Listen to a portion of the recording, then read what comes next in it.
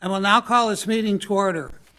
Our first order of business is to adopt the agenda for tonight's meeting. Commissioners, is there a motion to adopt the final agenda? I'll make a motion to adopt the final agenda. Thank you, Greg. Is there a second? Make it second. Thank you, Laura. All those in favor signify by saying aye. Aye. Those opposed?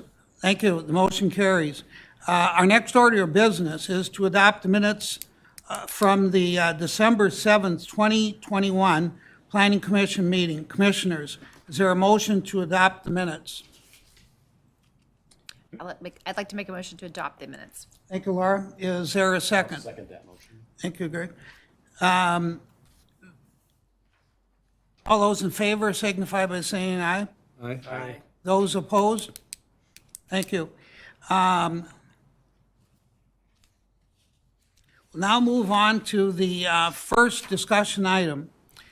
Our first discussion item on our agenda tonight is item 3.1, request for variance of the rear yard setback for 1975 Primrose Lane. This item does include a public hearing. Before opening a public hearing, I'll now turn it over to planner Isaac Peterson for the staff presentation. Isaac? Thank you, Mr. Chair, members of the commission. Tonight for your consideration is, as the chair mentioned, a request for a variance from a principal uses rear yard setback requirement in the zoned R1 district for the property located at 1975 Primrose Lane. The applicants for this request are Wendy and Jacob Moore. Mr. and Mrs. Moore join us this evening, and at the end of this presentation, if the commission has any questions, they will be available to answer any questions. The subject property is zoned R1, low-density residential, and it's also within a planned unit development, Laketown 10th. Mr. and Mrs. Moore are proposing to construct a rear attached deck and porch that would be located within the required 30-foot rear yard setback and encroach by approximately 5 feet into the setback area. So as the commission is aware, the city has various bulk regulation requirements, including front, rear, and side yard setbacks within the R1 zoning district in the Laketown 10th planned unit development. The rear yard setback is 30 feet, as indicated by section 24-1F bulk regulations. The property owner is requesting the variance based on the following proposed rationale, that being at the time of the development approval for Laketown 10th, a reduced front yard setback of 25 feet was provided for their lot, the subject property, but as a result of a surveying error by the builder, that front yard space wasn't utilized at the time of the house's construction. And additionally, as a result of an adjacent cul-de-sac that kind of bites into the buildable lot area of the property, results in a unique lot shape for the property, restricting the buildable area. And additionally, there's a 25-foot rear drainage and utility easement present on the property that also restricts the buildable area on the property, which in large part was the impetus for that reduced front yard setback. So staff took some time looking at this one because it is a fairly unique situation. In evaluating the property owner's request, we did do some digging on the initial approval of Laketown 10th, and the assertion that there was a reduced front yard setback was substantiated. So looking back through the development approval, there was 5 lots that had reduced front yard setbacks. In many cases, although city planning staff has changed since the Laketown 10th approval, when we're looking at these projects, occasionally there'll be reduced either front or rear or side yard setbacks for specific lots. If in evaluating them, staff or the city believes that there'll be an issue with buildable area. Typically, when we look at individual lots within developments, we check and make sure that at least a 10 to 15 foot deck could be attached onto the rear of a building after it's constructed. So that's indicated here. This is lot 16, block 5, which was noted in the development approval. And looking at the survey, you can kind of see where the kind of hiccup or surveying error arose. In front of you is a copy of the approved as-built survey from the time, or rather building permit survey, where you can see along the front here, or encapsulating the parcel, there's a noted 30-foot front yard setback. It's also noted on the survey document here that should be 25 feet, and you can see the house itself was constructed right up to that line. Now, if the survey, in fact, was accurate, what we believe would have happened was it would have been constructed 5 feet further forward. On the rear, you can see the outline of the 15 by 26 foot deck and porch that the Moores wish to construct. The actual encroachment area is called out in orange here. It's approximately 5 feet, so mimicking what was essentially lost on the front side of the property. To reduce their impact into the rear buildable area, they are cantilevering the porch by 2 feet, just to maximize that space in the rear yard.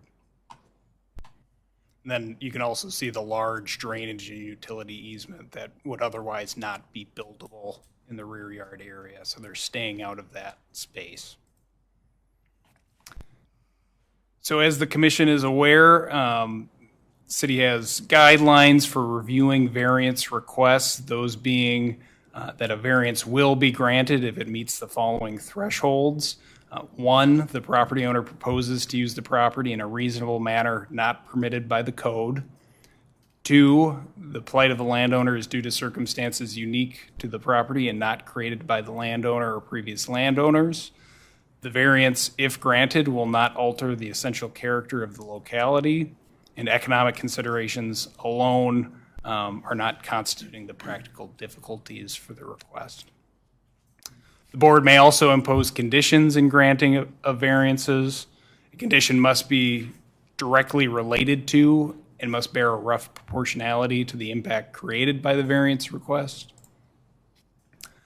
The Board of Adjustments and Appeals will not recommend, and the council will not grant a variance unless they find the following facts, which is your charge this evening. 1 being strict enforcement or interpretation would result in a practical difficulty or undue hardship inconsistent with the intent of the code.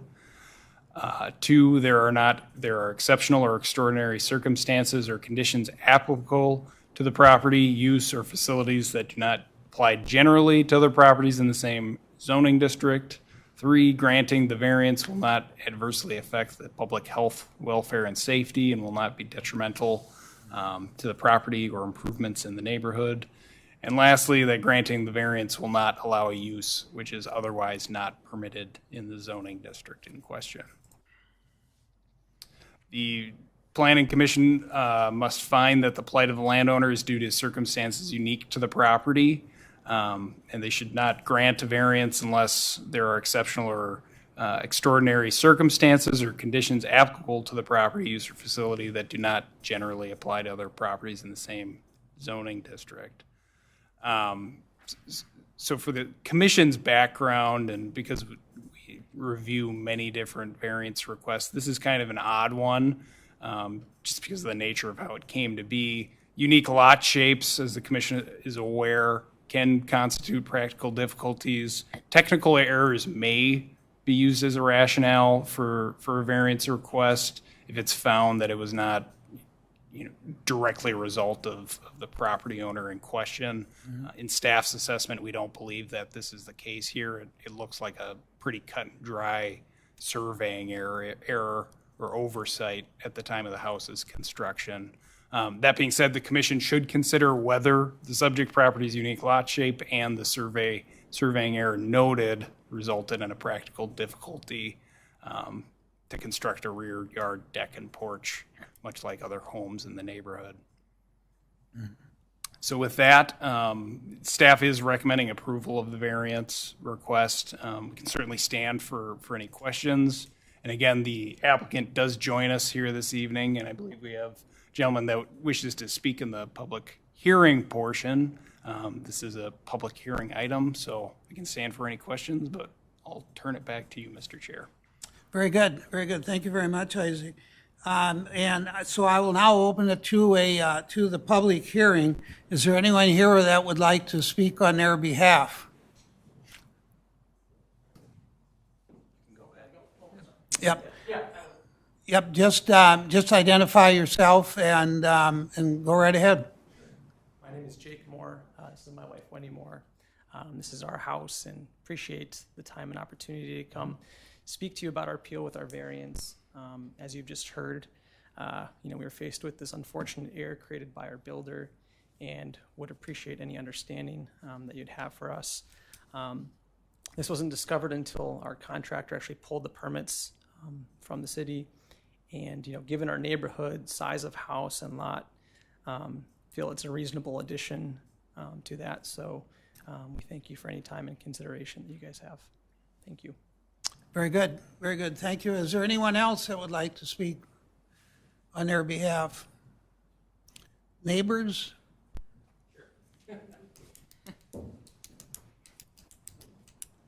I'm Dan Verhoda. I am the neighbor of Jake and Wendy Moore, and we've been talking about this, and we are going to be coming to the kind of same conclusion in the near future. My wife and I are planning to build a deck and porch as well. So we saw Which property are you? Are you 1985, which is 65. more into?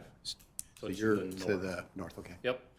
So the exact same circumstance. We haven't got as far as they have with actually getting the building permits and everything, but working with Isaac, I think we'll run into the same issue. So I'll be back at some point to be doing the same thing. So again, just would appreciate the variance as well for my future benefit.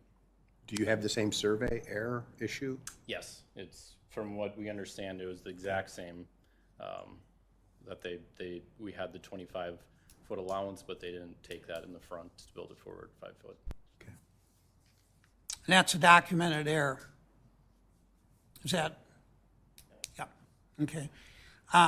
Wendy, would you like to speak on behalf of yourself? I have nothing more to say. Very good, very good. Thank you. Thank you very much. Thank you very much. Hearing no additional public input, commissioners, may I have a motion to close public hearing? I'd like to make a motion to close the public hearing. Thank you, Laura. Is there a second? I'll second. Thank you, Greg.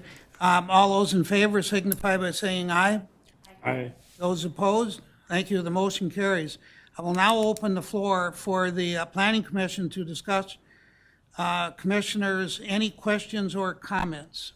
I have a comment. I think what's unique about this is that there's nothing behind them. I think when you have a setback and maybe other parts in the neighborhood, if you backed up to somebody else's lot, I think I'd have a bigger concern about granting this variance, even with the survey error. But the fact that they kind of open up to an open area, it's really not encroaching on another neighbor. So I guess I would see that as a favorable sign and one that I would probably grant the variance. Very good. Thank you. Anyone else?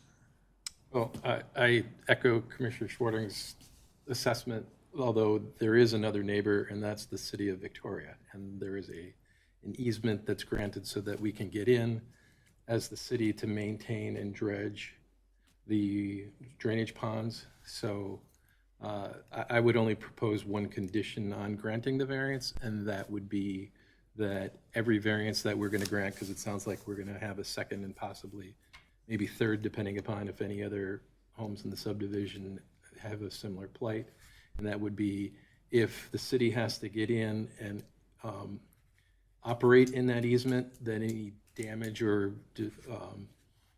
changes that need to be made to remove any trees and even part of the deck, that the city would not be responsible for reimbursing the homeowners the cost of having to restore that changes to the property. Outside of that, I'll state that I understand your plight, and I understand that having a screen porch is a great thing. You live in Minnesota, it's gold. I have one, and so I understand exactly where you're coming from. I just need to be concerned about the city's resources if we have to go in and do anything where that easement has to be encroached upon, that we wouldn't be responsible for having to restore something that we granted you to allow to come into that space. That's it. Chair, Commissioner Ivansky brings up a great point with respect to that drainage and utility easement in the rear yard. Staff did work with the city's engineering department to evaluate how that would come into play. As the commission probably is aware, typically the city doesn't approve any structural improvements within drainage and utility easements for the very reason that Commissioner Vansky brings up. In this circumstance, the applicant has noted that they will not impact that drainage and utility easement. Its actual presence is there because there's a 30-inch stormwater pipe that goes in the middle of the backyard. So worst case scenario, the greatest impact that city staff would see is in the event that pipe needs to be replaced and it's pretty far down there, how much excavation would have to occur on either slope of the pipe. So with that said, in looking at it, it looks like the actual easement area itself is all that would be impacted. So they should be clear of that area and there shouldn't be any future issues that arise from that. Very good. Very valid point at the same time. Commissioners, any other thoughts? I just have a quick question. The email that was sent in, is that the neighbor on the other side of you? No. Or just another neighbor on the circle. Okay. But they're not the one that's directly to the south, I guess. So, okay.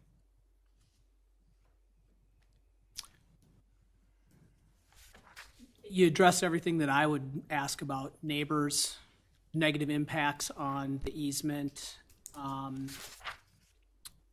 My question is a smaller deck an option or not? Well, we've already reduced the size that we were originally. We've already reduced the size that we were originally planning due to the finding this, and yes, I mean, is it an option? We're going to work within what the city limits are. I don't think a 15-foot porch is that much, like a very large thing to ask for, and we're working with a cantilever as it is. So, are we open? Always open to discussion, because the reality is we want a porch and a deck, and we're going to try to figure out how to do that. But ideally, we've already reduced the size that we originally had intended, and would hope that the 15 feet would be, with the cantilever, would be reasonable. Fair enough. Thank you. Okay. Very good. Thank you. In the report, it said there's 5 other houses with errors, or was it 10? I didn't totally understand that. Sure. Commissioner Pedersen, Chair, members of the commission. There are 5 houses that were called out with that reduced front yard setback. In looking at relevant surveys for those houses, because staff wanted to evaluate how big of an impact that is, it looks like 3 had surveying errors, 2 were done by other surveyors where they caught it. One of the 3 has a deck already, so that shouldn't be a problem. And the last one, to my knowledge, if I'm repeating this right, would be Dan, who's also restricted in the rear. So the question was, do we look at these as variances, or do we look at a larger ordinance change? That was kind of what I was thinking. Is it worth it? And it sounds like it's not. So thank you. That was it for me. Very good. Anyone else? Yeah, I think there's a couple of issues. Number one, an error, and an error that is essentially a pretty major error. But I think in terms of the deck, and I think proportionality, was discussed, and you know, architecturally it has to work. So it is, quite frankly, for us to be able to make it work for you at the same time, within the confines. But is there anyone else that has any additional thoughts on the variance? Hearing none, I would ask for a motion. Chair, before someone makes a motion, may I just suggest, Sure. Based on Commissioner Amansky's comment, I might just recommend just amending to say, with the condition that it remains out of the easement, out of the drainage and utility easement. I think that would address the issue, so. Excellent. Well, it doesn't address the damages. Well, if we're not in the easement, then we probably reasonably won't have damages, but if it is in the easement, then I can see wanting that condition, so. Correct, Commissioner Vansky and Commissioner Moore, if we were to cause damage to a deck that's not within our easement, we would likely be liable for those damages, in any normal circumstance. And the reason the easement is as large as it is it's meant to provide the area to be able to work and get down to that pipe, so. For all intents and purposes, as long as the deck stays out of the easement, there should not be any. Which it is. Yeah, which it is proposed to be, correct. So for clarity, the deck is going to be encroaching the setback, but it's not going to be in the easement. Okay, That's accurate. thanks for making that clear. So then I'll withdraw my condition about the waiving of damages because we're not going to be in the easement. We'll just be amending the setback. And, you know, we'll essentially also, commissioners, be setting precedent for what appears to be one more time that we'll be reviewing this. Thank you for that, Marty. At the same time, do I now have a motion? I'd like to make a motion that we move to recommend the approval of the application for a variance from the principal uses rear yard setback requirement, section 24-1F, for the property located at 1975 Primrose Lane as presented and discussed. Very good. Thank you, Laura. Do I have a second? Second. Oh, No, go ahead. I would second that. Very good. Thank you, Kristen. Thank you very much. All of those in favor signify by saying aye. Aye. Those opposed? Thank you. The motion does carry. Thank you. I'll give you a call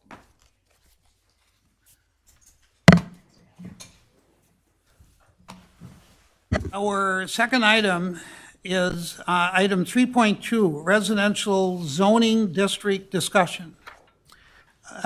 This is a continuation of an ongoing conversation on Victoria's residential district ordinances and is for discussion, feedback purposes only. I will now turn it over to Community and Economic Development Director Marty Dole for staff presentation. Thank you, Chair, members of the Commission. Yes, as you'll recall, this is the item that we tabled from our previous meeting for discussion. So it was an easy 2-week period for me to create the background packet because I was able to just transfer that previous background packet over. So hopefully everyone has had ample time to review that prior to this meeting. So as the chair mentioned, this is a continuation of our residential zoning district discussion. As you'll recall, we've kind of done our background review of the R1, R2, R3, R4, and PUD districts, just to get everybody understanding of where those ordinances are currently, some of the immediately apparent issues and things that we think we'll want to tackle. For tonight's meeting and what we're going to try to do with these meetings going forward is to really try to break this into digestible chunks. So tonight's meeting, we're really focusing only on the permitted conditional and accessory land uses and their relationship to the comprehensive plan, options for amendments for that land use and market city comparison. We are purposely separating the bulk regulations piece from this first discussion because we believe that first understanding what type of land use we want in each of these areas is important. And then once we know what those uses are, then we can get into the discussion of what do those bulk regulations and sizes and lot areas look like. So that's kind of the method to the madness for this evening. So again, just another reminder right now, we've currently have 5 primary residential zoning districts. R1, which is low density and includes single family homes as the principal residential use. R2 is a 2-family residential, which allows 2-family or duplex homes as the principal residential use. And as you recall, did previously allow single-family homes with some reduced lot size and lot widths. So that will come into play as we continue our discussion, that previous R2 single-family zoning. Our R3 district allows for townhomes, semi-detached, and smaller multifamily apartment-type complexes. And then our R4 high-density residential also allows for townhomes, row homes, and multifamily. And then the Lake Minnetonka Residential District is a very specific district that surrounds Lake Minnetonka. It is a low-density single-family district, but has some additional restrictions related to the shoreland area that it is within.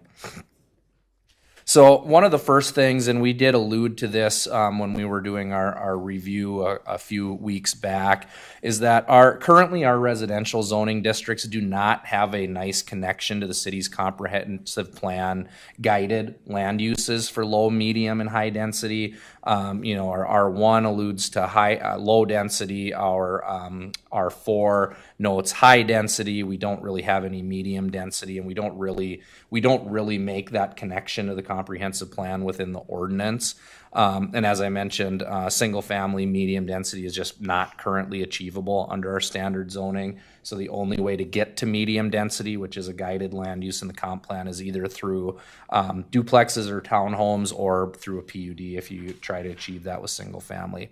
On the contrary, in our research, several market cities do align their districts specifically in their purpose and scope statements directly to their comprehensive plan.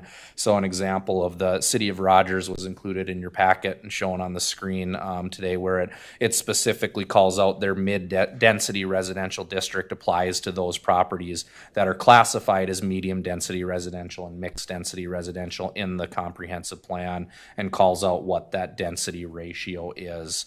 As I noted, R1 and R2 and LMR don't mention the comprehensive plan or density at all. R3 and R4 don't make that connection to the comprehensive plan. They do refer to densities, but those densities are outdated pursuant to our current comprehensive plan. And then just again for reminder, these are the current densities that are called out in the city's comp plan. So low density residential is 2.25 to 6 units per acre, medium density 6 to 12 units per acre, and high density 12 to 36. So one of the areas that staff sees as a potential low-hanging fruit in these zoning districts is to try to align these with our comprehensive plan, update the densities. So some considerations for the Planning Commission. I don't know that I'd necessarily say these are staff recommendations, but just some of the options that we've kind of thrown around that might make some sense. For our R1 district, essentially retain that as R1 low density residential. We revise that purpose and scope statement to align with the comp plan. And then the principal residential land use of that retains or continues to be single family. R2, there's a potential here. Oh, go ahead. You want to have comments on these as we go? Yeah, I think I'd like to get through the. Easier, I think. Yep. What I'd like to do, Commissioner Schwarting, is I've kind of got this broken down into 3 or 4 different categories. So I'll go through kind of the comp plan scope part, and then open that up to discussion, and then we'll get into the land use, principal use, and that sort of thing. So. R2, so as I mentioned, that is a two-family residential. There were formerly some single-family districts, some of the Laketown developments that were approved in 2018, 2019, that included single-family and townhome were rezoned to that R2 district. Those are currently the only R2 districts within the city limits, or there's three land areas that utilize the former R2 single-family zoning. So we do not have, since this has been introduced as a two-family residential district, we have not had any districts or property zoned to that R2 two-family. So what staff is presenting as a possible outcome to that is you retain that R2 district, but essentially eliminate it as a future zoning district. So it's not a district that anything moving forward would be zoned to, but the language would contain the governance for those existing single-family townhome districts that were approved under the former R2 standards. So you'd have an R2 district, it would be limited to just these 2 or 3 developments, and you'd govern it that way, and you would not zone to R2 moving forward.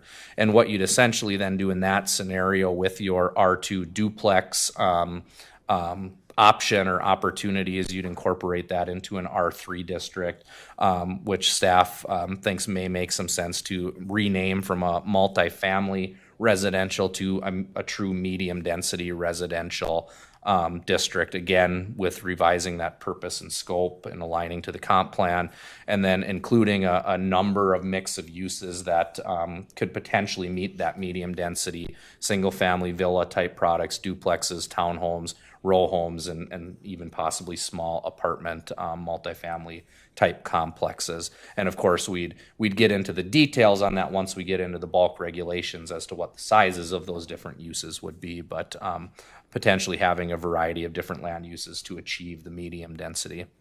And then lastly, before I'll kind of open it up for discussion on this area, is the R4 district. Again, we'd think likely or potentially could retain that as high density residential district, update that purpose and scope to align with the comprehensive plan, and likely retain the current principal uses in R4, townhome, row home, and multifamily. Oh, and sorry, one more slide. LMR, again, same thing. Revise that scope just to note that as a low density residential district in the comp plan, but again, retain that as a single family district. So with that, I will turn it over to the Planning Commission to discuss this portion, and then we can continue on. Very good. Very good. Thank you very much, Marty. Terry, you had some thoughts. Well, I wanted to just go through these before we got through the giant list. Mm-hmm. It's a big list. I'm in favor of these changes. Why do you keep the R2? It goes away, but you're retaining it because of the ones that were already done? Correct. So we currently have properties that are zoned R2 through ordinance, through the rezoning process of that property. So it would either require rezoning those properties into one of these newly created zoning districts, or because they were established under some somewhat unique guidelines when there was that R2 single family district. The thought would be you just retain that R2 district that is existing, and you have your bulk regulations and your setbacks and those sort of things that govern those existing districts.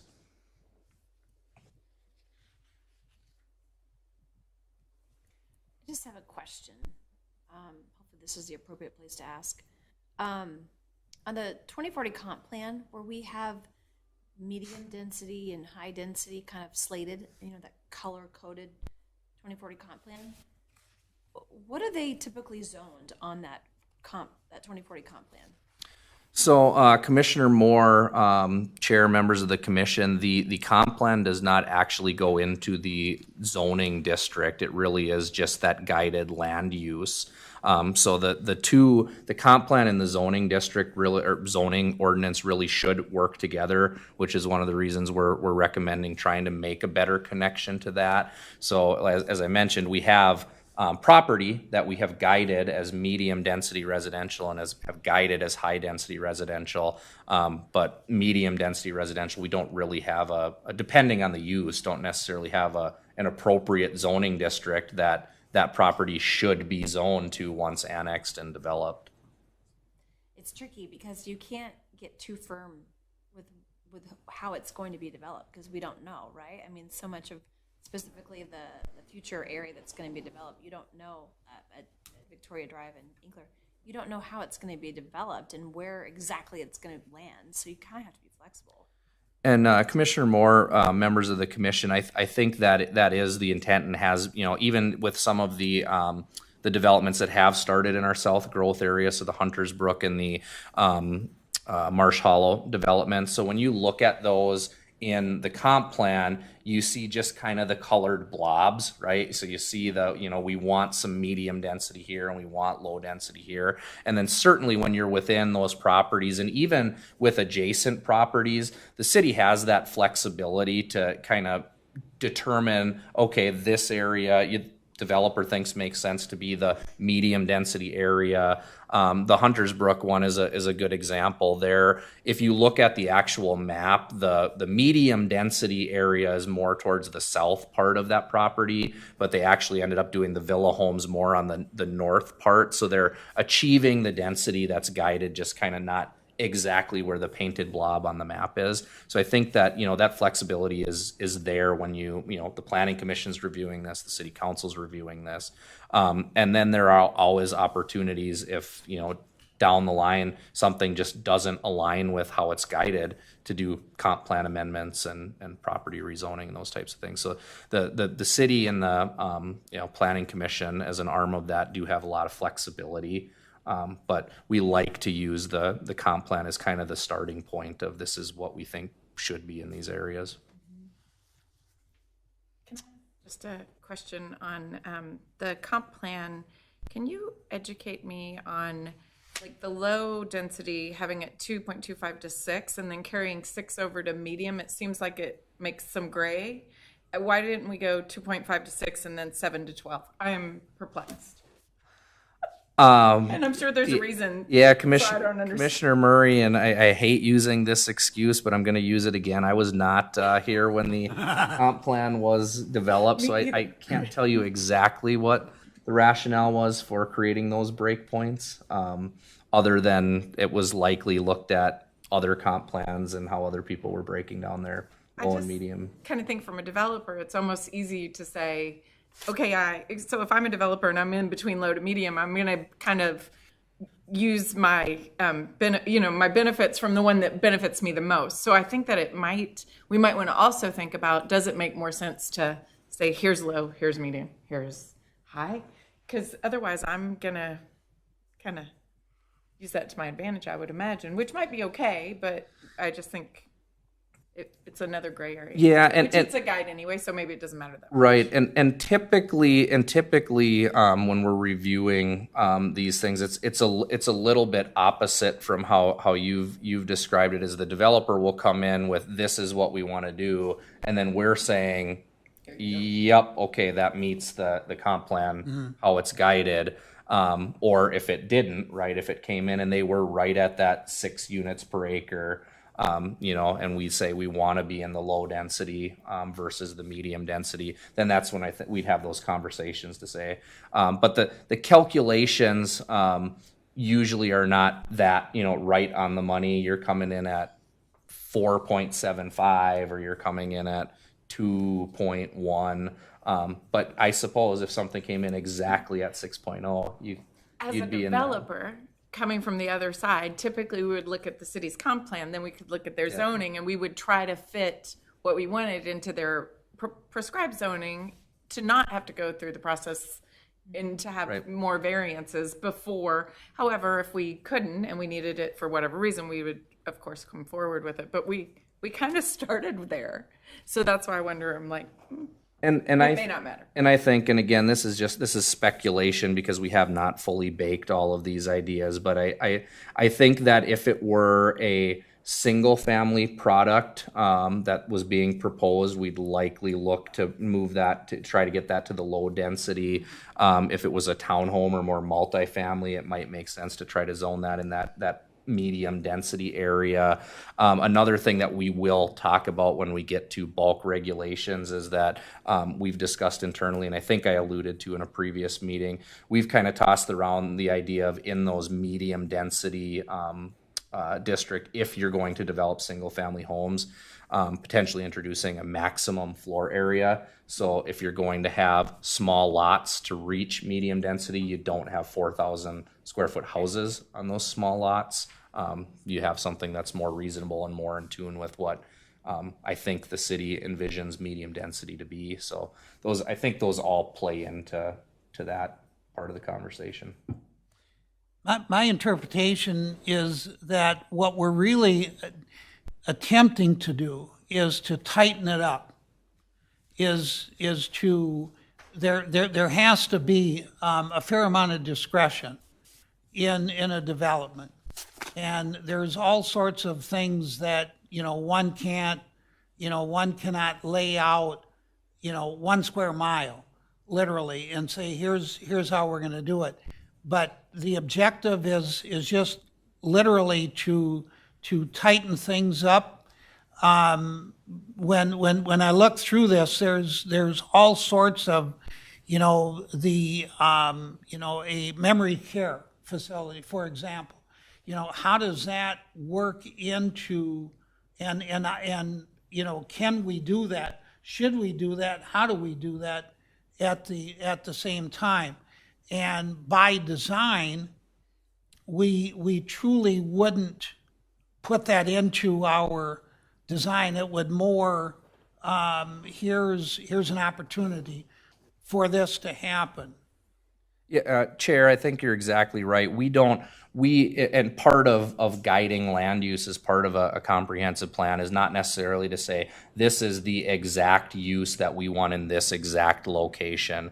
It's to identify the areas that are available, and we or those that have been involved in the comp plan and ultimately the Met Council with approval say, we think that this kind of land area makes sense for low density residential, and then we as a city determine what we think are good uses within low density residential. We kind of think, this is along a highway corridor near commercial. We think that makes more sense for high density, medium density, and then again, we as a city determine what type of uses do we think are appropriate as part of that district. So I think and again, from my point of view, the conflict in this is that this group right here, all of us in this room, we would trust our judgment in terms of how this should be developed and how it should play out. That won't always be the case, where all of us will be in this room and we have trust and faith in the ability. So, how do we tighten it up enough at this point? And again, how we do that, I think is probably pretty critical to the whole thing of saying, here's, we don't, auxiliary buildings, how many auxiliary buildings in a R1 development, and that's very much a judgment call. And I think the judgment has to be the right people making the right judgment.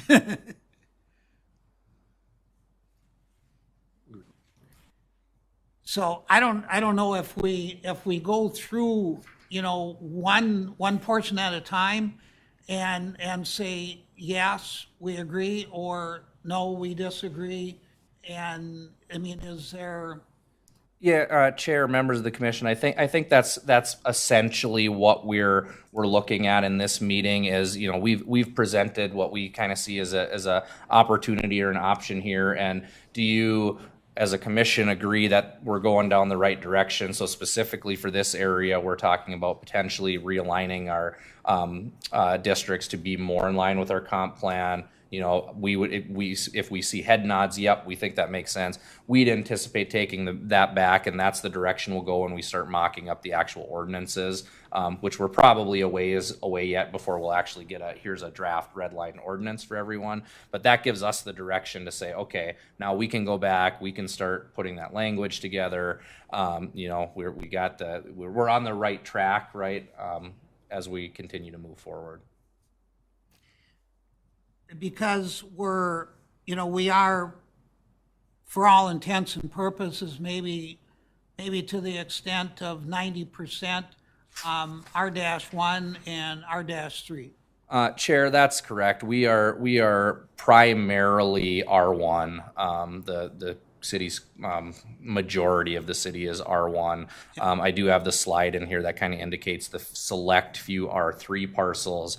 As I mentioned, there are a few developments. I want to say Laketown 15th, 16th, and then is it Meadows of Wasserman? Is that the other one that was R2? Yep. Yeah, so 3 developments that are R2, and we have none that are R4, and then we have our CBD. And then we've got 3 parcels that are industrial I1. So our long-term comprehensive plan is to not have affordable housing.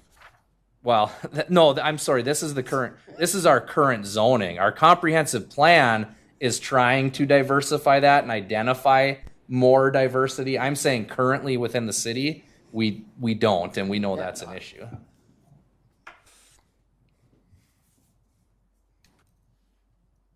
So how do we accomplish what we want to accomplish with this? Yeah, so I think... How do we best... Yep, so I think for this one, before I move on to the next piece of this, I think, and I feel like I was getting some general agreement, but let me know if I'm wrong, that what we've presented here of presenting a low density, a medium density, and a high density district, kind of combining R2 and R3, and starting to work on some language that makes some sense to that. If the commission agrees that that's the right direction, then that's the step we'd take as we start actually amending the ordinance. I think that makes sense. Is that a nod from everyone? Yes.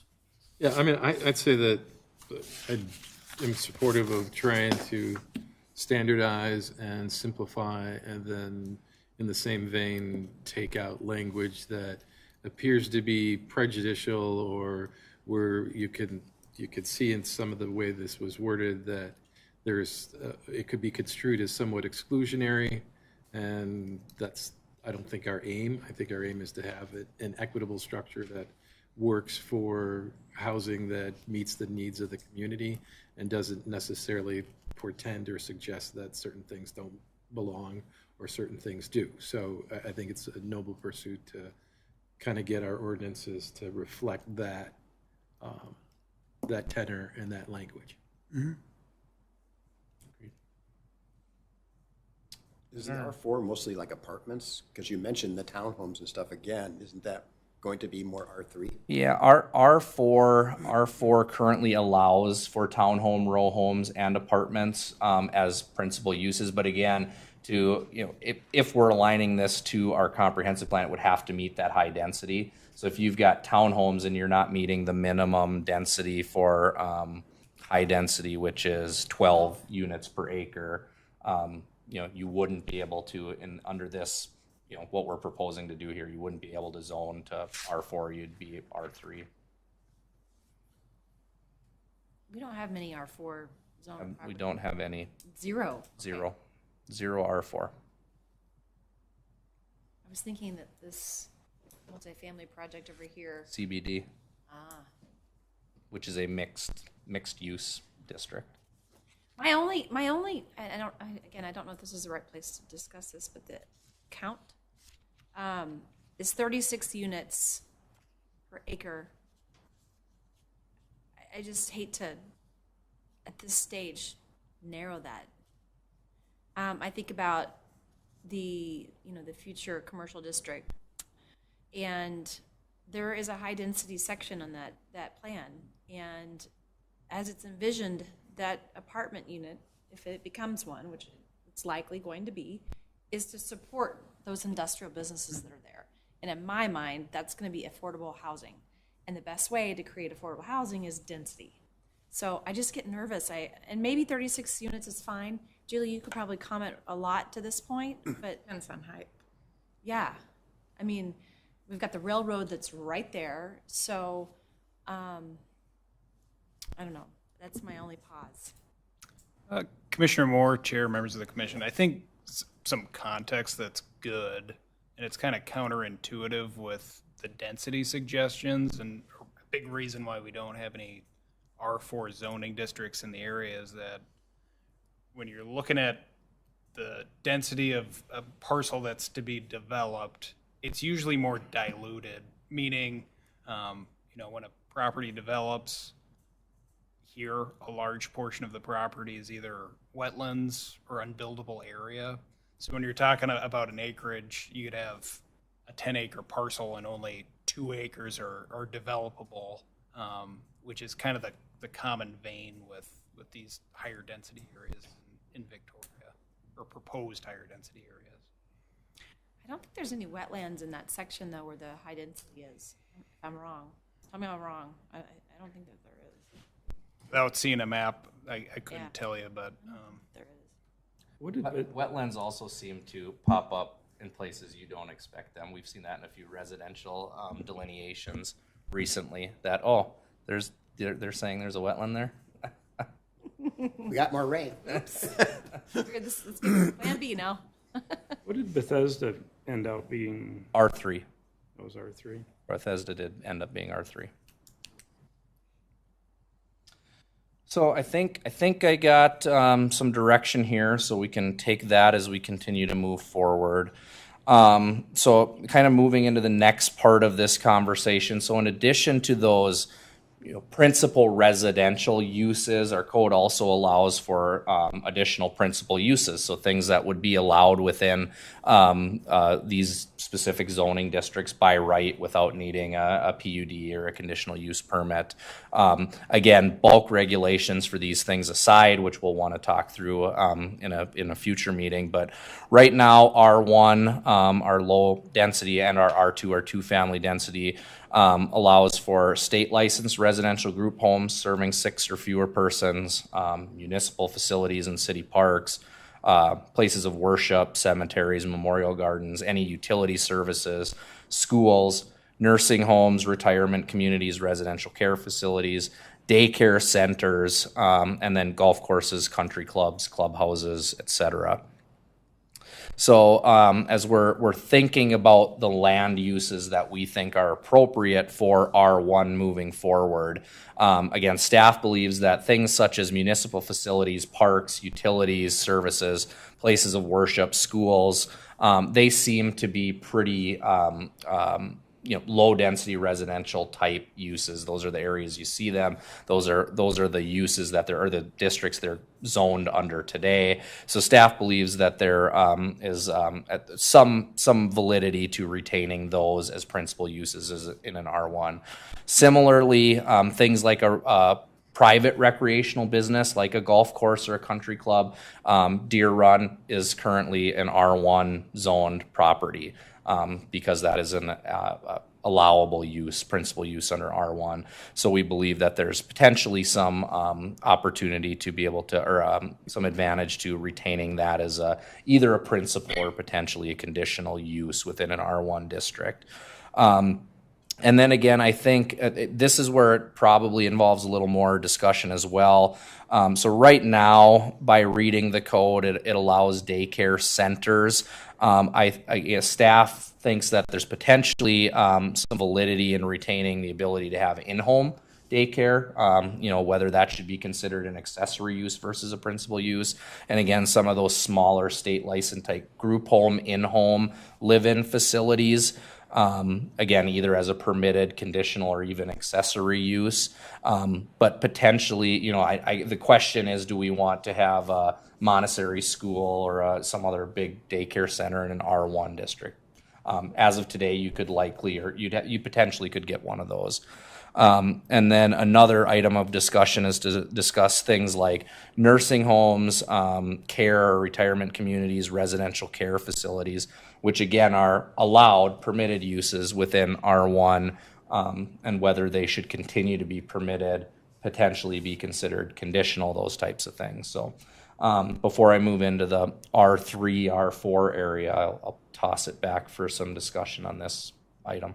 Well, what would be the disadvantage, if any, of taking those last three bullet points and moving those all into conditional uses so that the city and city council and leadership understands what is going into those areas and can have some review and use the conditional use process to determine whether or not the city has appropriate resources to support the additional drain on the community's services that these areas might provide, and be able to say, one, I know it's coming, or two, be able to say, well, we don't have the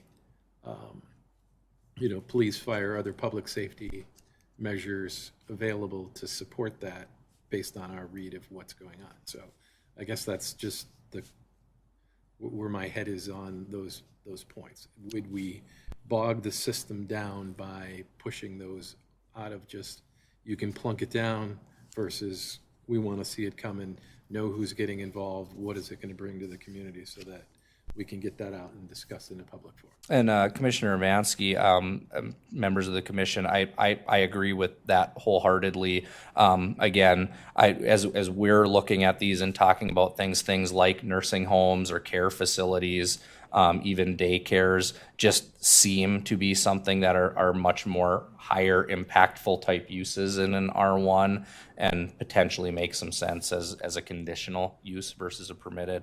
I don't know, Isaac, if you have anything additional on any of those items.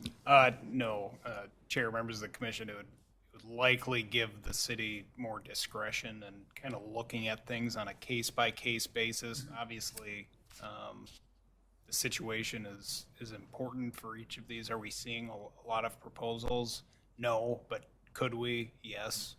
So part of this process is, running through a hypothetical of, what happens if we do receive an application for a nursing home in the middle of Deer Run? How would that be handled? So we would likely view a conditional use permit requirement as just another check that would give the city an additional lens or kind of checks and balances on how those developments move forward.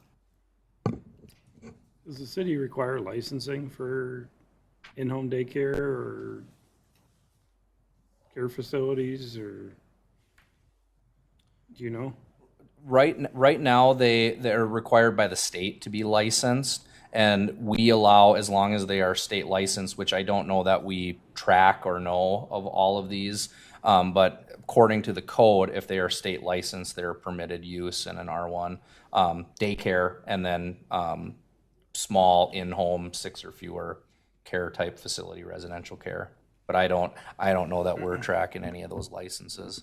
No, Commissioner Kuhn, Chair, members of the commissions, I think one of the outcomes from this conversation would be if these are desired land uses within these zoning districts, a next step for staff would be to evaluate and try to flesh up our current requirements and definitions on what these are with existing state statutes, which there appear to be some gaps in what's permitted by the state. So just kind of rectifying that within the code if there are things that we want to permit. So in other words, for example, nursing home, that would define like how many people could be served and how big the facility could be, right? Or yeah, Commissioner Moore, members of the commission, that could be an option. I think that the two main players that are heavily regulated by the state would be daycare facilities and licensed care facilities, which have limits on how many people could be in them, like a group home, and having more than 12 people in the state size are different than having less than 12 people.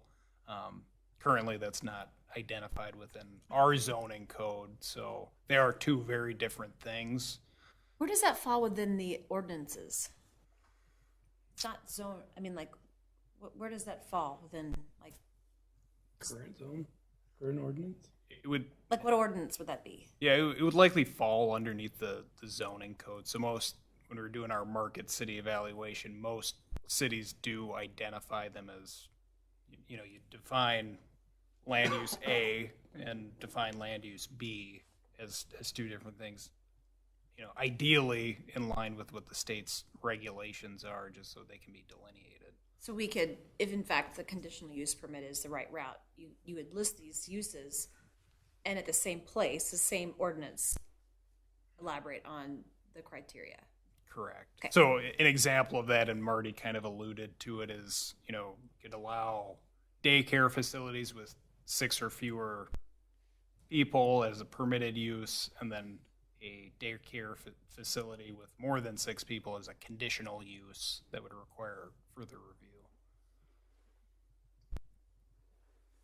And then I think just to piggyback off of that, as you mentioned, Commissioner Moore, when we get into that bulk regulation discussion, that's where we can, for permitted uses, for accessory uses, for conditional uses, that's where we can put some of those restrictions into the code as to, you know, it needs to be on a lot of minimum of X size. So if it's smaller than that, we won't allow it, those types of things. We have these under R1 because we mostly have R1. As opposed to some of these would look more like an R3.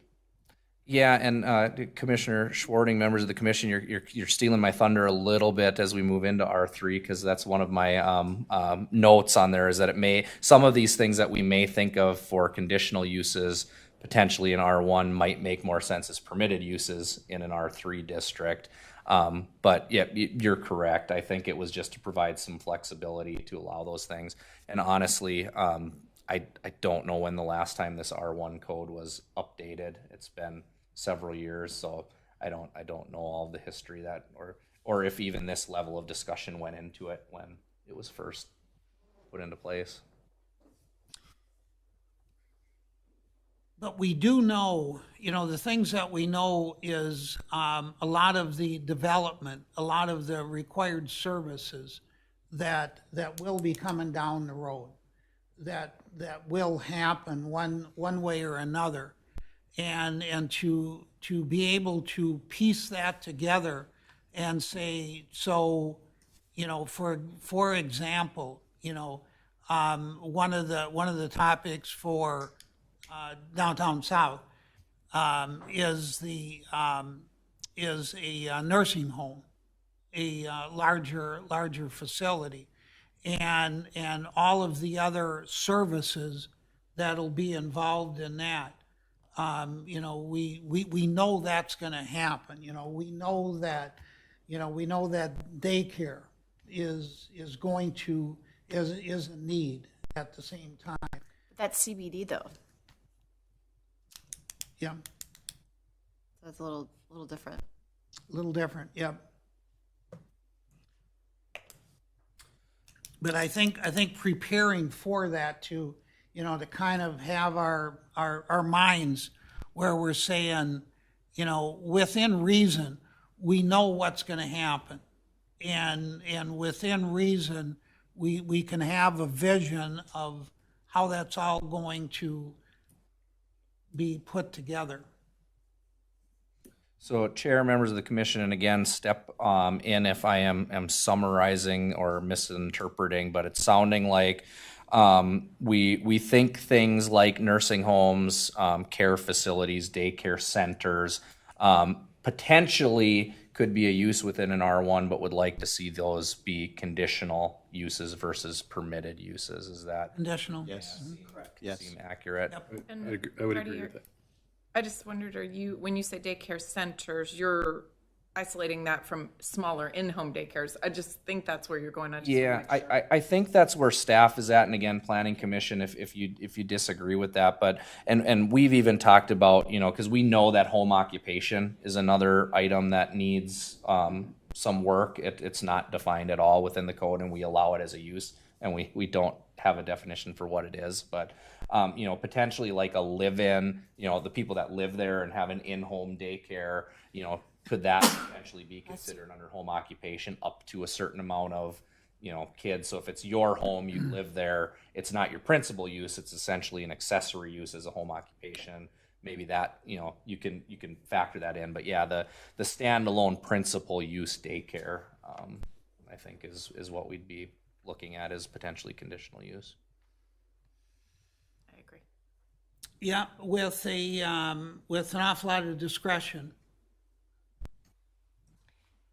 That's there to. What I really like about this, since I've been on the planning commission, I've been very vocal about how there's a lot about the CBD I don't like because we can't control the zoning.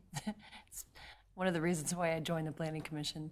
And I like this conversation because my hope is this idea trickles into a future commercial district where we have more control. So I like it a lot. Excellent. I like talking to you guys too. Very good. Any other input on this particular topic? No, I mean, I just would reiterate that that even the small in-home daycares, to evaluate whether it might make sense to have those be conditional uses. They do create additional traffic in neighborhoods, especially at times when you have other kids in the neighborhood looking to get to the bus, and that Christian and I can attest to how fast that some of the people drive through the neighborhoods in their rush to get places.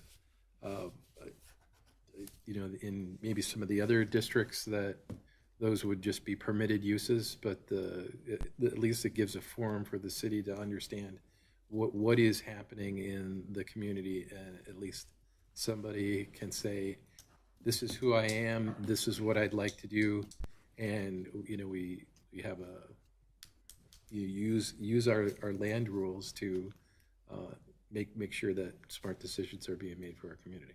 Noted. Well, HOA control some of that to some They do. And we do have a number of them already in place in Victoria. well, the other side, it goes back to We need them. discussion 6 months ago with the predatory offender. Yep. And if you don't know where these places are at, it's hard to track where. They all have to be licensed, and those licenses are easily accessible for any. But if the city doesn't know it, and it's, Not off the top of our head, but we can get. Yeah, it's. I know, it's just, again, but then if there is somebody there and somebody says, well, here, I'm gonna put a daycare, well, no, you can't, because somebody's. Somebody's been grandfathered in, Right. right? And that's exactly what we're trying to protect. While somebody may be grandfathered, that keeps them in that location, but it doesn't put the chocolate sauce too close to the ice cream. The hope is that it just helps you be able to manage the process better. That is part of the hope. There is, as we've talked about, there's a lot of confusion and contradictory things within the code. So I think Isaac and I can both honestly say that our hope would be at the end of this process, it's a much easier code to follow. Well, and it certainly appears as though the commissioners are willing to get into the depths of any one of these topics, and I think kind of the warm-up rounds that we've gone through and review of information has been pretty productive. So, anything else on this topic before we close it out? I've got some more for you. Excellent. So just moving on to the R3 and R4. So as you may recall, our R3 district is one of those that we have some of that contradictory the issues with the actual code book itself, where we've got the listed permitted principal uses in both R3 and R4 of municipal facilities, places of worship, and utility services. But then in our R3 district, we've got a bulk regulation table that notes principal uses and has these other principal uses noted in it. So this is certainly one of the areas that we want to work on cleaning up. And then just before we kind of start talking about those uses, just again as a kind of a note, and I think I included this in your background packet too, we really do have very limited R3 properties currently. So there are two smaller apartment buildings down south and along Victoria, the Humanity Alliance out on 11 North, which recently went in as an R3 district. Bethesda, Commissioner Kuhn, as you noted, is a R3 district.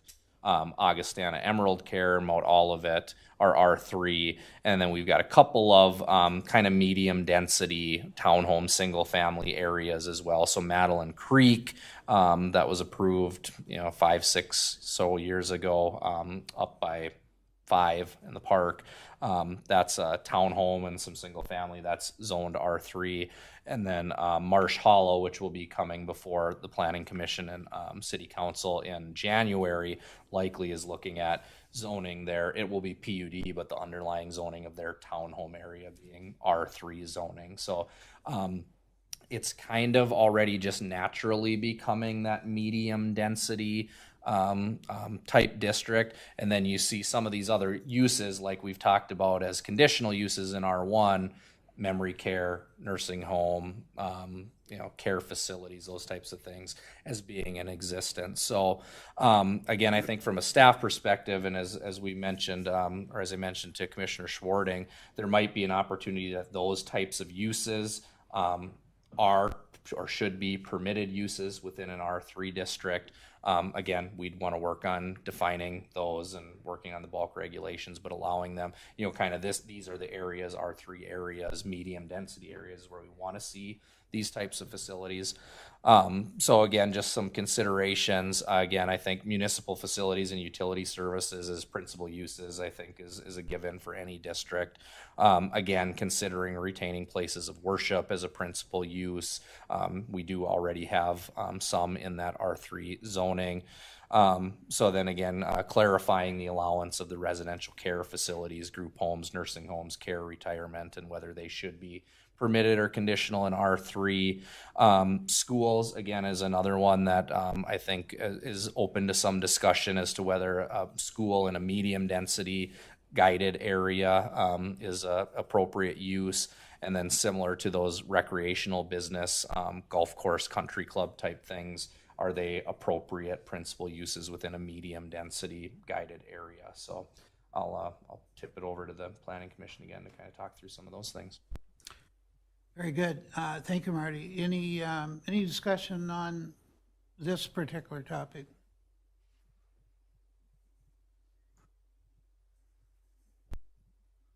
I think they're all appropriate within an R3.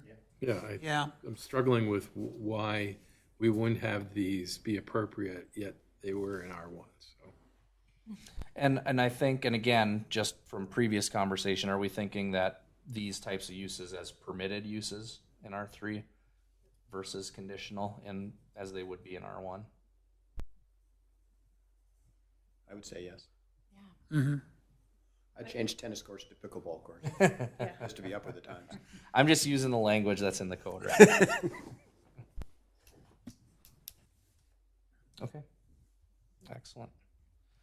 And then I think, as we mentioned, there's no currently zoned R4 parcels, though there likely will be as we move into the south growth area, and we've got some high density areas. So I see R4 and R3 somewhat similar in those uses, those permitted uses, permitted principal uses. So unless the Planning Commission disagrees, we'll likely go with the direction of kind of R3 and R4 having those similar type of uses.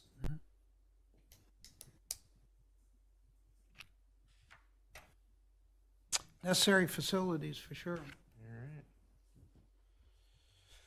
And then LMR, I always forget about LMR. I forget that I have it in here. So LMR right now, they have similar but not the same as our R1. They've got the state licensed residential group homes serving 6 or fewer persons, municipal facilities and city parks, places of worship, and utility services. So again, I think the existing would be similar to our R1 districts. If we move any of those current permitted uses in R1 to conditional, I think we'd want to move those same uses to conditional as part of the LMR. And right now, LMR does not have schools, care facilities, nursing homes, daycare, private recreational business as a permitted use like an R1 does. So the question would be whether or not they should or shouldn't be included. It's, again, a very small land area that's part of the LMR. It's almost exclusively, if not completely exclusively, single-family homes. So you'd really be talking about these types of uses in a redevelopment scenario. I mean, on that topic, it would seem that, we're trying to guard shoreland from things that could compromise water quality, pollution, etc.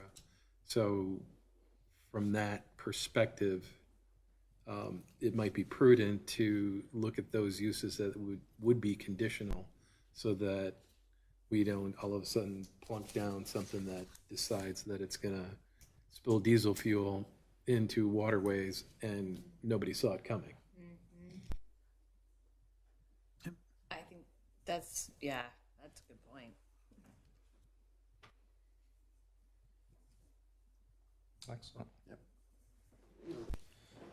So speaking of conditional uses, kind of the next area, the current conditional uses are pretty minimal. We've already talked about some of the areas that we think we'll be adding to these conditional uses, but right now R1 and R2 allow those commercial antennas only on existing city buildings or structures, and then as well as accessory dwelling units. R3 and R4 allow commercial use antennas on city-owned buildings and structures as a conditional use. And then the LMR allows docks pursuant to their LMR regulations.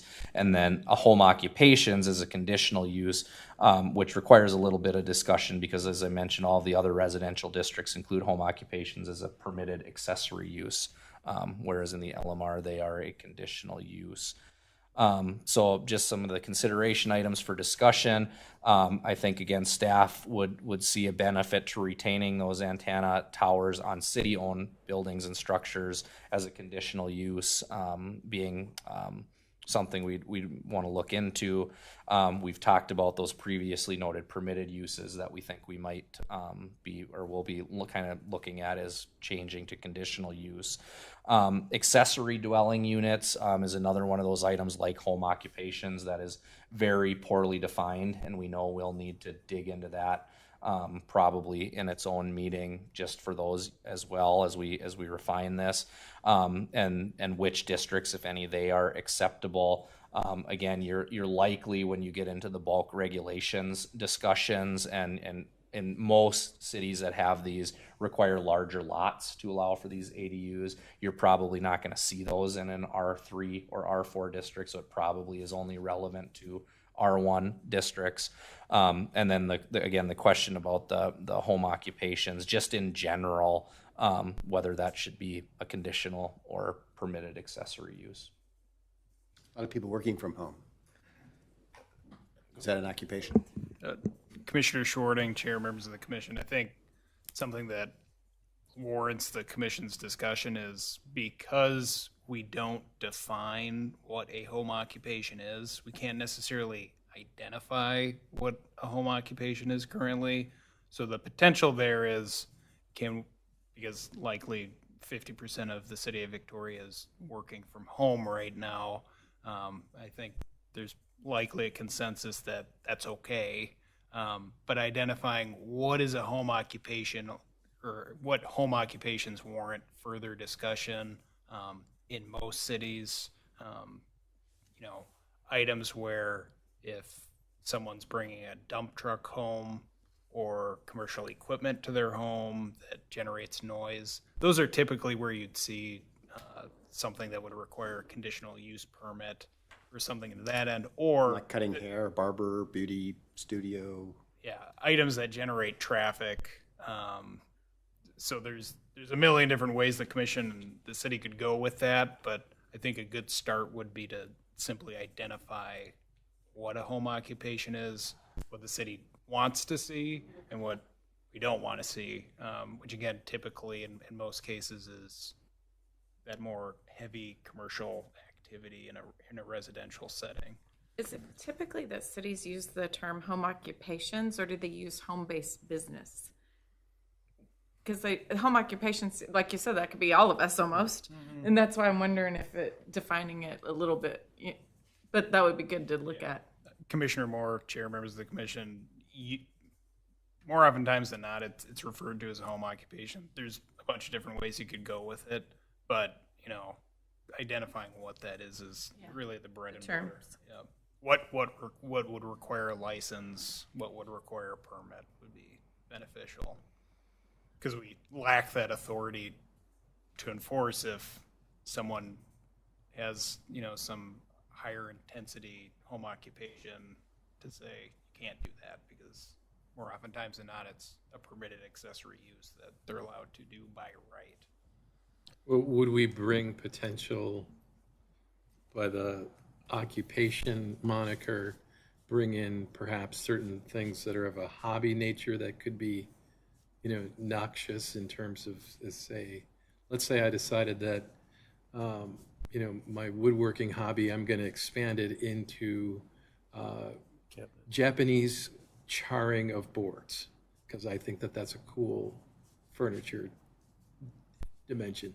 But then when I start firing up my blowtorch and, burning exotic woods, that I'm now releasing poisonous gas that my next door neighbors probably wouldn't like, or I start acid washing things and it runs off into my neighbor's property or into the wetlands. Would those kind of activities be encapsulated into this occupation moniker? Yeah. Commissioner Avansky, chair, members of the commission, there's ways to identify those items that currently staff would recommend that the city pursue, just so we avoid those situations where someone starts doing chainsaw sculptures in their front yard or something to that end. I think this is another one of those preventative measures that probably truly has to be taken, and maybe more so today than 3 years ago. But in the area in Corcoran, and on a cul-de-sac, large homes, on an ongoing basis, 4, 5, 6 cars, a couple of big vans, and the neighbors are saying, this is a problem. So, I'm surprised that we haven't had situations like that to deal with, and if I think at this point preventative is truly what we want to happen. So, Chair, members of the commission, I think for that item specifically, what staff will likely do is we'll try to develop some draft definition of what a home occupation is and what a home occupation isn't. That probably helps us better determine what that land use should be, whether it's a permitted accessory or conditional use. Because I don't want to speak for the commission, but I don't think we want to have to go through a CUP process for everybody that works at Wells Fargo that's working from home. So we want to make sure we're avoiding that situation. But I think we might be able to better inform where that fits within a land use once we get to defining that. So, as I'm thinking about it, something that requires a state license, an occupation that requires some sort of storefront, or an occupation, I'm trying to come up with a way to word noxious or some sort of behavior that could be detrimental to the neighborhood or people's safety. I can't think of anything right now, but off of Commissioner Evansky's point. Well, or even employee, I mean, 15 or more people, or 10 or more people, or, because, I mean, you can have a landscaper, lawn mowing company that's running out of their house, and all their employees park on the street during the day, or, you know, a painter that has employees, and they meet at his house and take off and go paint houses and come back. And you got the nuisance of cars running out of a residential house. They're not necessarily licensed, but like a shop. I'm trying to think of another term for it, but yeah, I mean, good point too. And I don't know, I mean, you don't have somebody fixing cars out of their garage and Woodworkers, that same kind of concept. cabinet shop and something like that, you know. I know of a business in Eden Prairie once that the gal was doing embroidery out of her basement, shirts embroidered, and the city basically tracked her through electric bill or something. Her electric bill was a lot higher than the other neighbors, and found out that she was basically running this whole business out of her house with other employees, and told her she needed to go find someplace else to do it. Were they causing a problem in the community? I think it was probably on top of somebody probably turned her into, you know, with cars parked on the street or Coming and going, yeah. I don't And know. it was employees at the same time? It was employees too. I mean, it wasn't just she had 15 sewing machines going, Right. you know, programmed, and she was, but again, it's My only concern is I don't know how we can track hobbies. right. Like hobbies, yeah, different than commercial. I struggle with how we can manage that. I don't. How hobby starts into I becomes a don't- I don't know business. that we should. And you Yeah, can't. and Yeah. Commissioner Moore, Chair, members of the commission, I think some of those things, if and when issues arise, would likely just get handled via the nuisance and code enforcement piece of it. Chair, commissioners, usually when I've been sending Marty draft code language about this for a hot minute now because we want to tackle it, but usually you try to address what the symptoms are that you don't want to see rather than the individual things or components. For instance, you know, someone could run an e-commerce site out of their house by themselves and no one would ever know about it, which is likely an appropriate land use out of a house setting, but, you know, commercial noise, equipment, high volumes of off-street parking or traffic. Those are typically things you want to avoid. So this has been done before, so there's ways to thread the needle and kind of drill down what the city wants to see and doesn't want to see or wants to restrict. That's preventative. Good.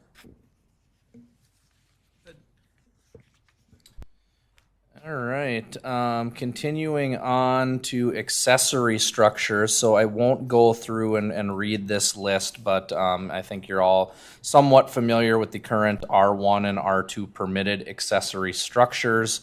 So just some considerations, again, for the Planning Commission. We think it's appropriate to retain detached garages and storage sheds as permitted accessory uses. Again, we can discuss those sizes when we get into bulk regulations, but we feel like that's an appropriate use. And as I mentioned in the background packet, we do in a separate section of code already limit the number of those, so you can't have someone building, 3 garages and a shed on their property.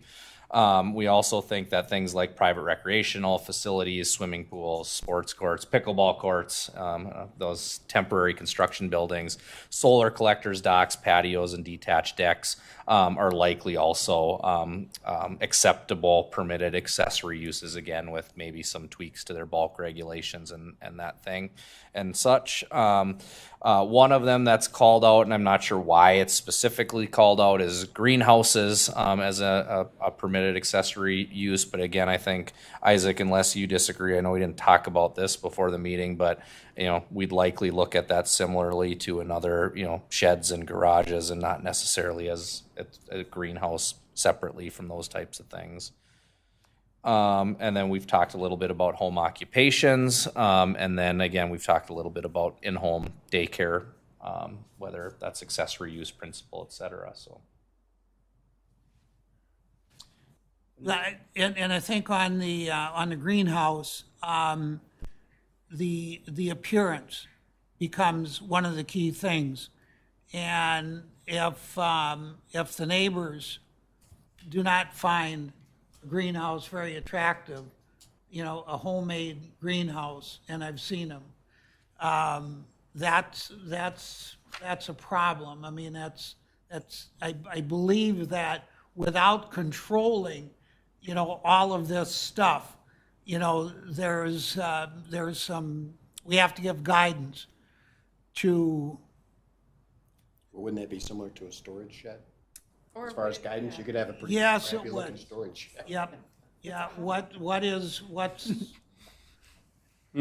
fits into a neighborhood?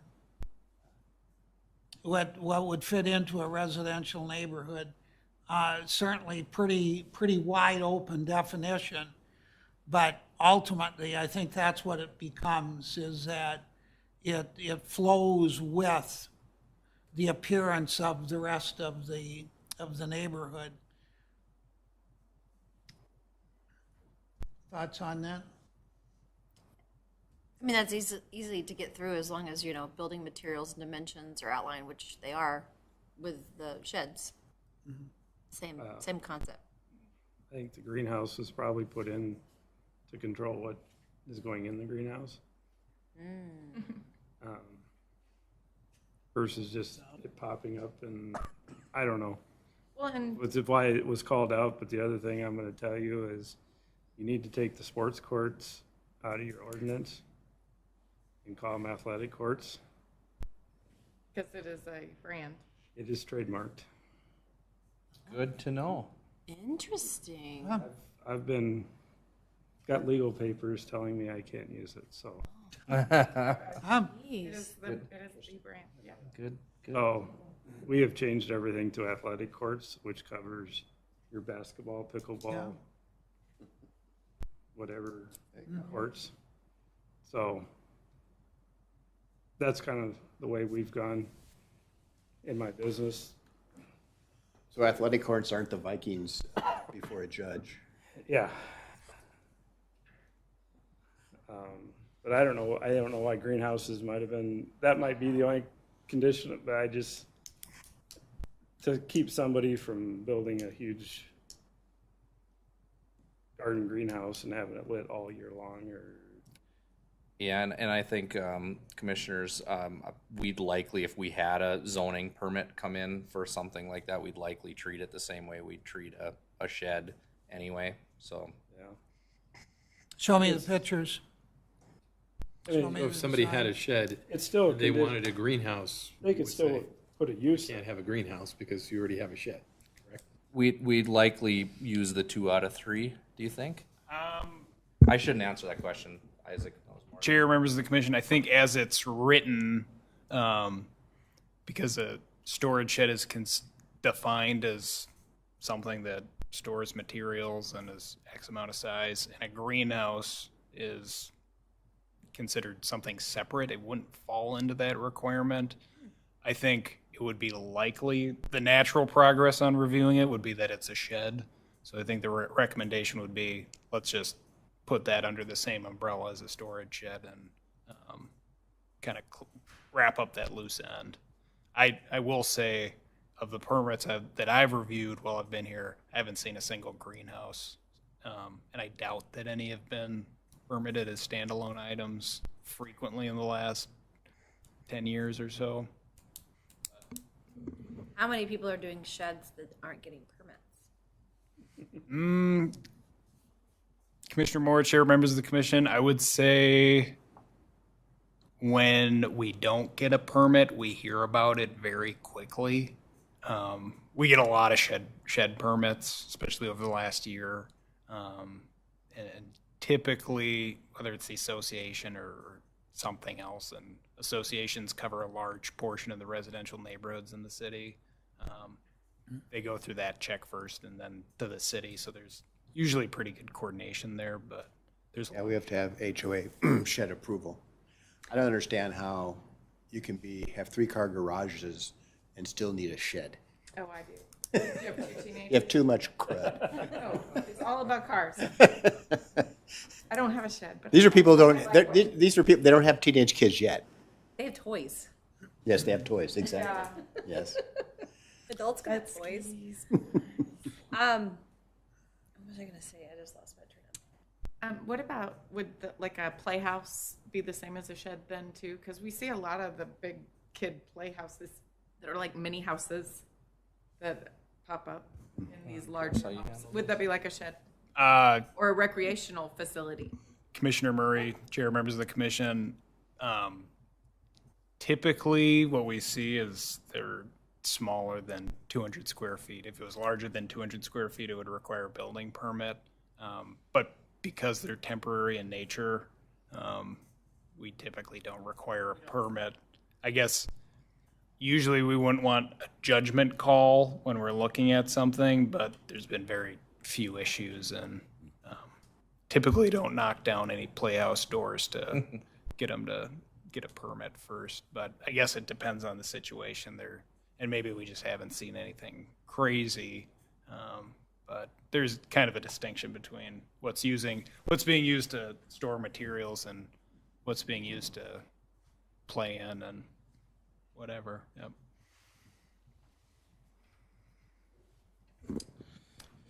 All right. Any other thoughts on this particular? Yeah, one of the great policing. I've been on a HOA board for 9 years, and and I encourage it with the neighbors, and keep me informed.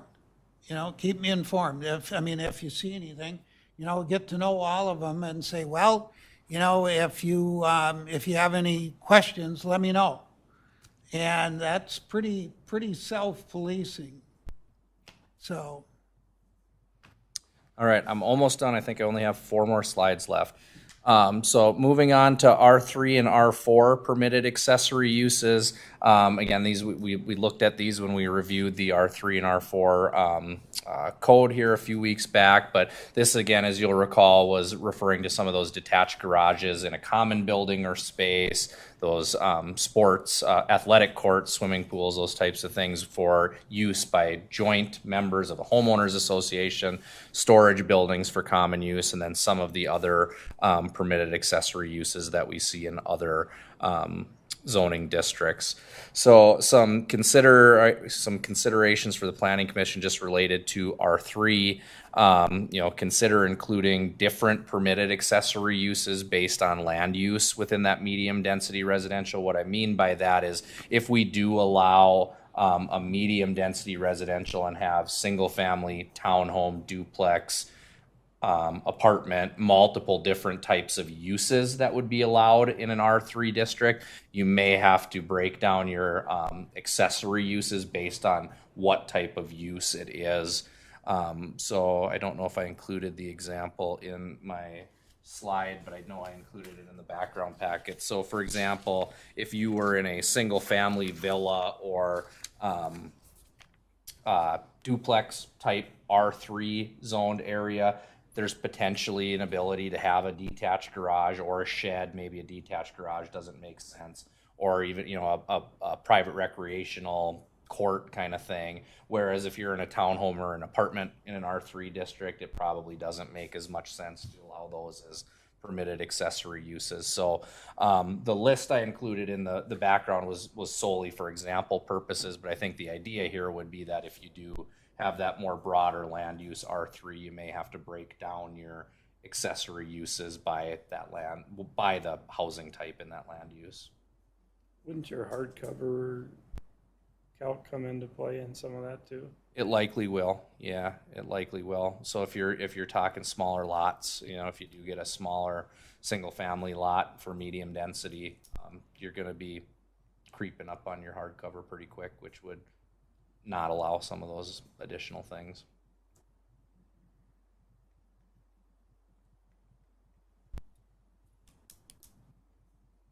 And then the other items, again, I think we touched on and kind of have a plan how we want to address those going forward or talk about them next with the home occupations and daycare.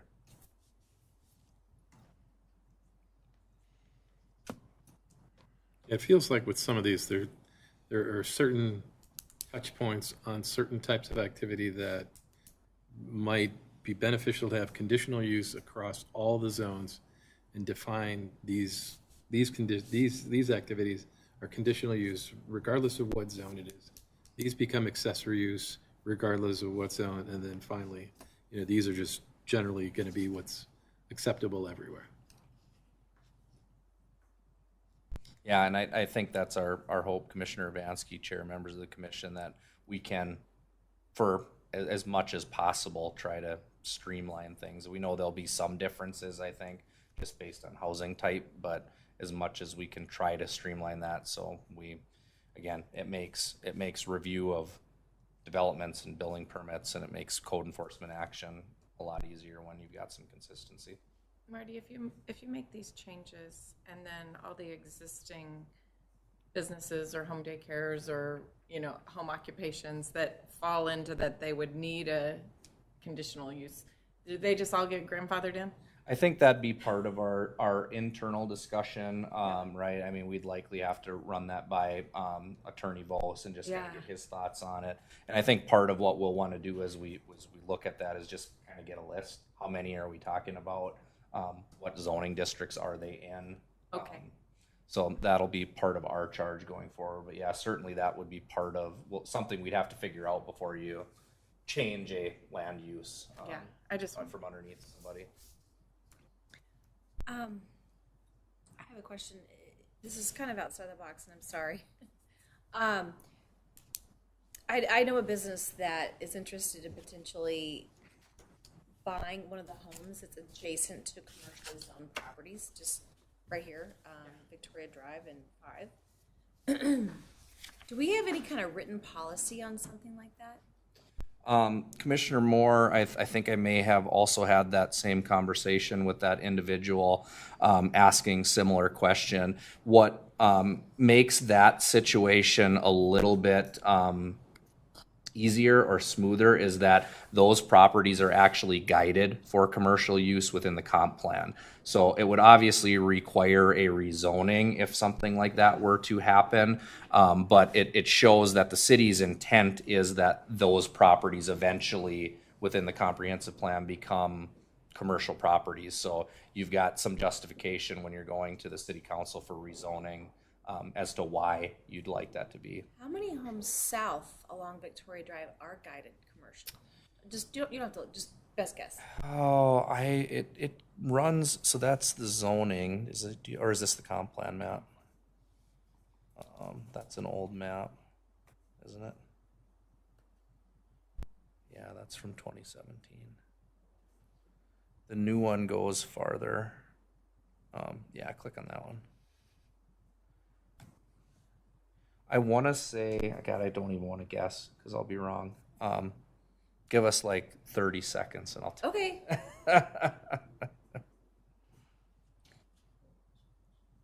But it does in the comp plan loops down to the south,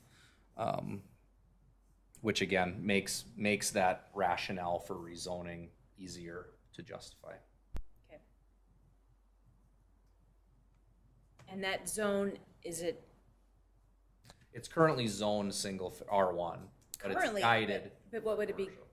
Just commercial or CBD? Well, in the comp plan, again, as you'll recall, we don't have a specific zoning district in the comp plan. It's just guided as commercial. Okay. You know, again, I think if that were a proposal were to come forward tomorrow, the most likely request is that it would be rezoned to CBD just because it's the only commercial district in the area. if that's in 20 years or 15 years and there's other commercial districts that are available, that maybe changes it. So it's all the way down to, is that 80th that goes, that street right there? All of the homes down to 80th. On both sides. Yeah. Okay. 81st. No, sorry. 81st. Everything down to 81st. South of the current downtown is guided for future commercial. Cool. Thanks for looking that up. And then, my last slide, I promise, R4 again, I think we're kind of looking at R3 and R4 to have similar accessory type uses. So, and with that, Chair, members of the commission, I will turn it back over for any questions. And now you can see why I didn't necessarily want to go through this at our last meeting after our 2-hour item. Very good. Well, I think I think in general terms, we're making a huge amount of progress as far as I'm concerned. I mean, I think we're identifying, getting tighter on identifying at the same time. Commissioners, any other thoughts on this topic? I think Greg's comment was very good in terms of simplifying the whole process at the same time too. Well, I appreciate all of Marty and Isaac's efforts here to bring this all together. Very good. Last opportunity to comment on this particular situation. Excellent. Hearing none, I will close this item out.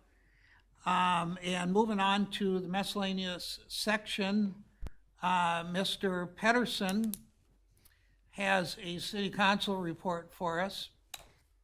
I do. Are you ready for the December 13th, 2-hour and 24-minute council meeting?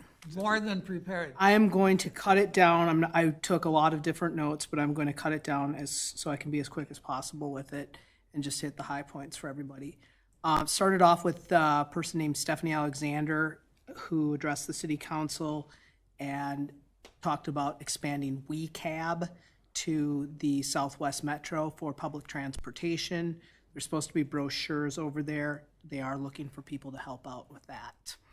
Tricia Pollock got up and talked about the levy and budget for approval. There are no public comments. The levy was $6.6 million, a 5% increase over 2021. Home values have gone up 11%. The tax has gone up 4.5%. They approved the individual resolutions, the fee schedules, and other various ordinances. Marty got up for item 6.4, which is essentially the same thing that we saw for the development outside or just east of the fire station. There was a lot of discussion on it. The three highlights are the rezoning, and it seemed that there were a lot of folks that were in agreement that rezoning it from R1 to CBD is something that they would be in support of.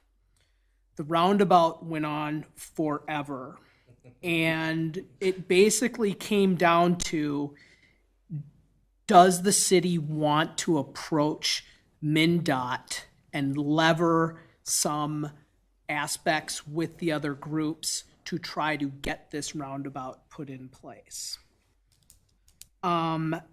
Jeff Byrne, the owner of Cabin Fever, also addressed the city council at this point in time, addressing how the roundabout could essentially eliminate his business. So there was a lot of discussions regarding hardships. The land swap was another deep discussion. And frankly, from my feeling of the city council, they wanted to table any sort of land swap discussion as something that they would look at doing down the road.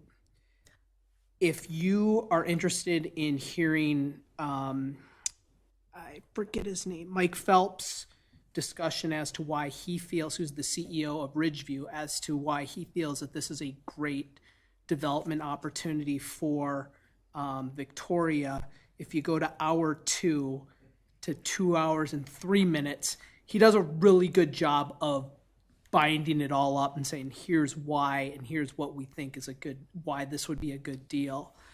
I thought it was a great point, but again, at what cost to the city and what cost to certain other businesses within the city. There was a little bit of discussion regarding the design and how things should work and setbacks and things like that, but I think those are all things that we need to look at down the road a ways.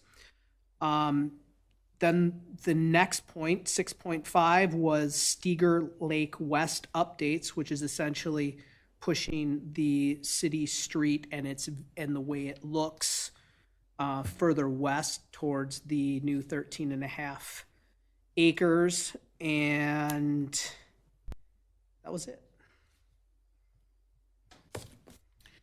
Thus, What was the general consensus on the project? I mean, did it seem? What was your sense of where?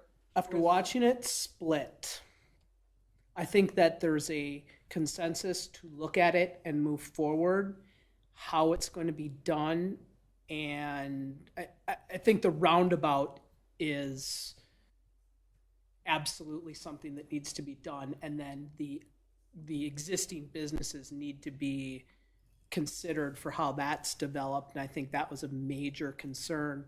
But without the MnDOT building of that roundabout, where we would contribute some things or some finances to it with all of the other players, without that, I don't see how it can move forward. So, I mean, in my opinion, even if it gets approved and MnDOT says we're going to build it and this is all put in place, there's still a lot of things that need to go into consideration. Like, I mean, we brought up the soil usage and how that's going to be, how that affects it.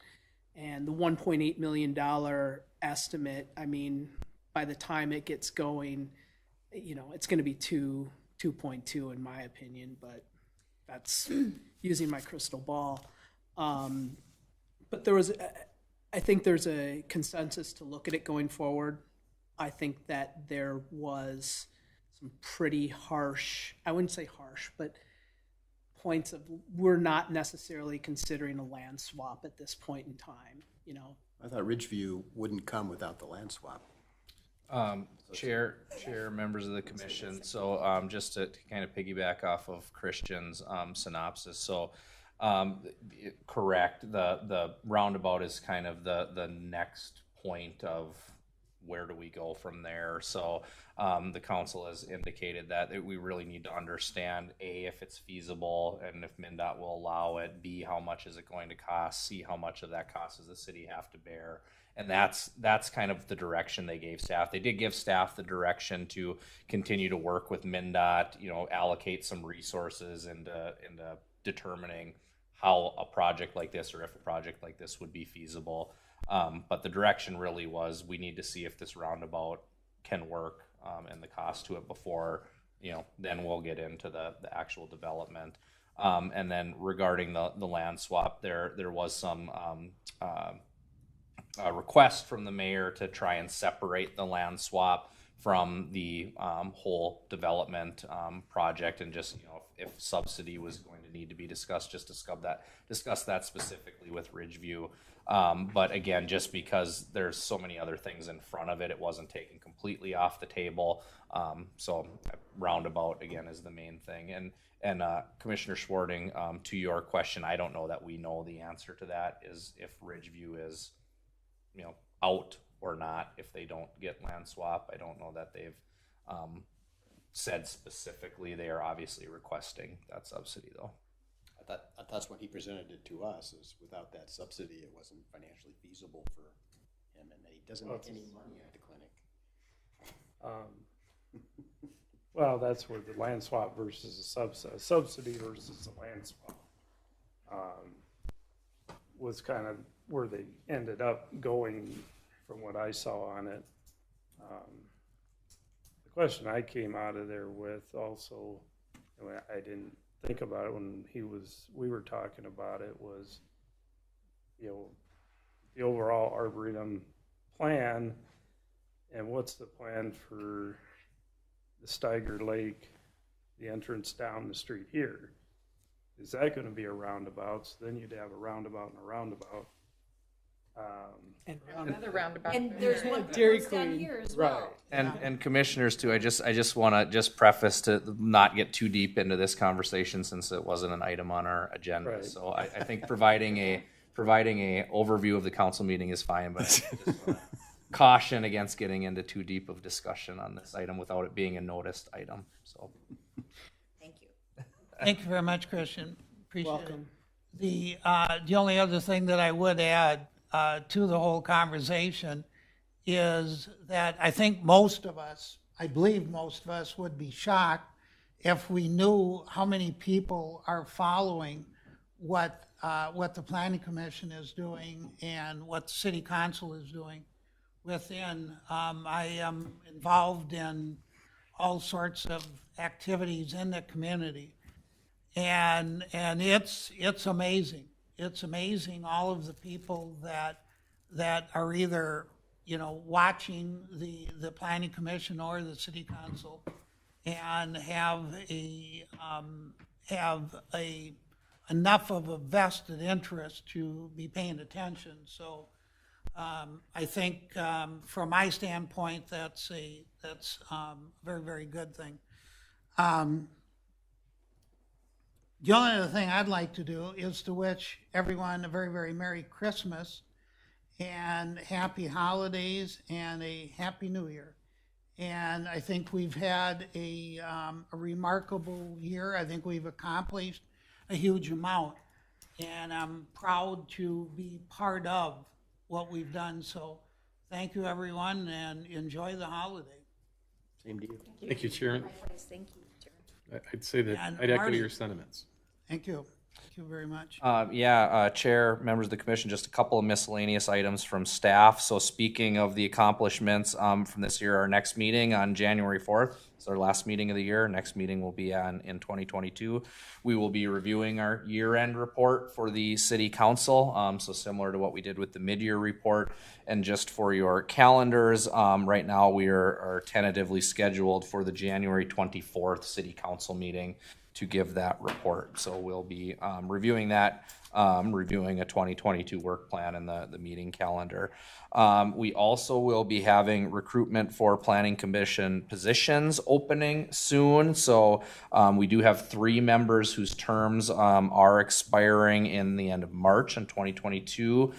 Commissioner Kuhn, Chair Iverson, and Commissioner Pedersen. So Cindy will be reaching out to you, City Clerk Cindy Patnode will be reaching out to you to let you know, and if you want to reapply again for another term, we'd love to have you back, but we will be opening that up for applications here soon after the first of the year. And then also just to echo Chair Iverson's comments, I want to wish everybody a happy holidays and a happy new year, and enjoyed working with you over the last 12 months.